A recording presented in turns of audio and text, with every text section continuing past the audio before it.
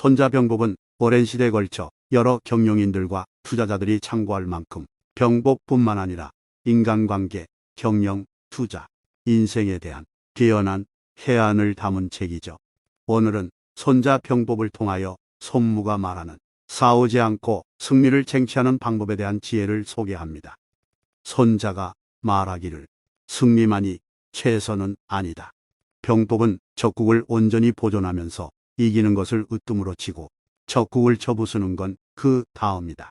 그래서 100번 싸워 100번 이기는 걸 최고라 하지 않는다. 싸우지 않고 굴복시키는 것을 최고라 한다. 맹자가 말했다. 덕으로서 부덕과 싸우고 지혜로서 지혜 없는 자와 싸운다면 맹물을 이루도록 피를 흘리는 백병전을 벌일 것도 없이 손쉽게 정복의 공을 올릴 수 있을 것이다. 100번 싸워서 100번 이기는 것은 선 가운데 가장 으뜸가는 선이 아니다. 싸우지 않고서도 적을 굴복시킬 수 있는 것이 선 가운데 가장 으뜸가는 선이라고 할 수 있다. 한 번을 싸우든 두 번을 싸우든 싸움은 그만큼 많은 인명과 재산을 희생물로 삼는다. 그뿐이 아니다. 싸움에 이기면 이길수록 패배한 쪽에서는 보복의 칼을 갈기 마련이다. 그것까지도 경계해야 한다. 지혜로운 통치자는 여간에선 치열한 전쟁에 말려들지 않는다. 그에게는 싸우지 않고서도 적을 굴복시킬 수 있는 지혜가 함께하기 때문이다. 주메르가 말했다. 전쟁에 의해서 가져온 것은 전쟁에 의해서 뺏기게 될 것이다. 전쟁에 능한 사람은 패하지 않을 위치에 서 있으면서 적의 패배는 놓치지 않는다. 그러므로 승리하는 군대는 먼저 이기도록 해놓고 뒤에 싸우려 든다. 패배하는 군대는 먼저 싸움을 걸어놓고 뒤에 승리하려 든다. 혹자는 공자에게 물었다. 선생님께서 만약 군을 지휘하게 되신다면 어떤 사람을 부관으로 쓰시겠습니까? 공자가 대답했다. 맨주먹으로 호랑이와 싸우고 맨발로 황하를 건너겠다고 덤비며 죽음도 마다하지 않는 사람이 아니라 이를 앞두고 신중하게 몸을 삼가며 계책을 잘 세워 성공시킬 수 있는 사람을 쓰겠다. 전쟁에서 패배하지 않기 위해서는 만반의 준비를 갖추어야 한다. 어떤 경우에라도 이길 수 있는 확고한 준비만 되어 있다면 어떤 적이라도 당해낼 수 있다. 적이 패배할 수 있는 유일한 기회를 놓쳐서는 안 된다. 그것이 바로 허점이다. 싸우기도 전에 묘산하여 승리를 거두는 것은 전략이 훌륭한 덕분이다.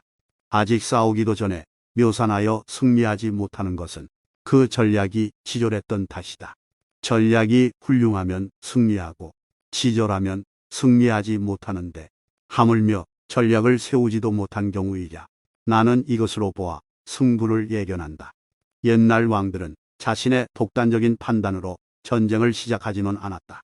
반드시 종묘에 제사를 지내며 조상들에게 전쟁에 관하여 고하고 조상의 영전에서 큰 거북 껍질을 불러 지져 점을 쳤다.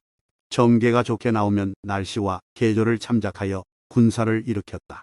이에 앞서 왕은 반드시 대신 또는 장수들을 종묘에 모아놓고 작전 계획을 수립했다.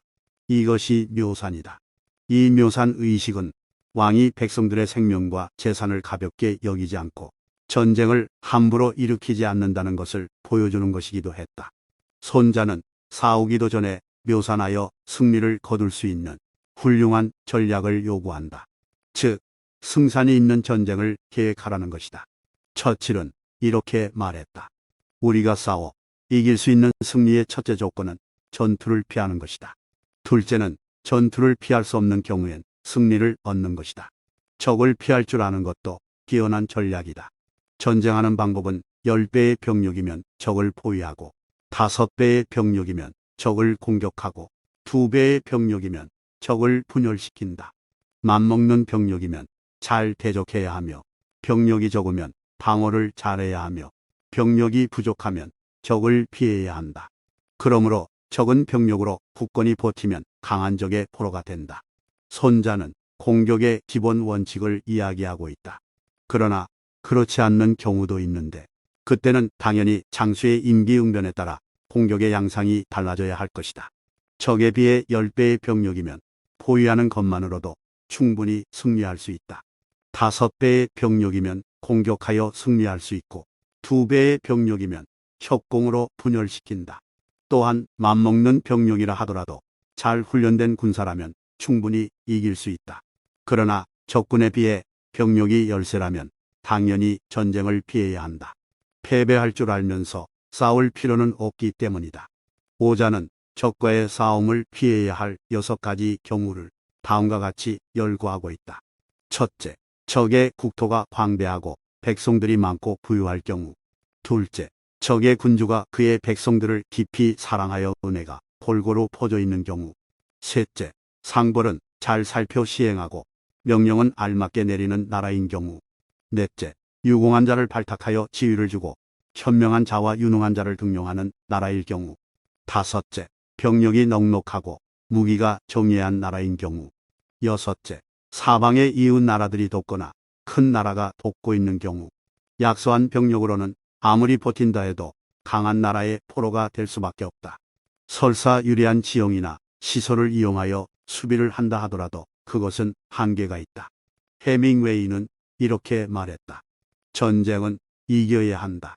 왜냐하면 패배는 전쟁에서 일어날 수 있는 어떤 사태보다도 더 비참한 사태를 초래하기 때문이다. 승리만이 최선은 아니다.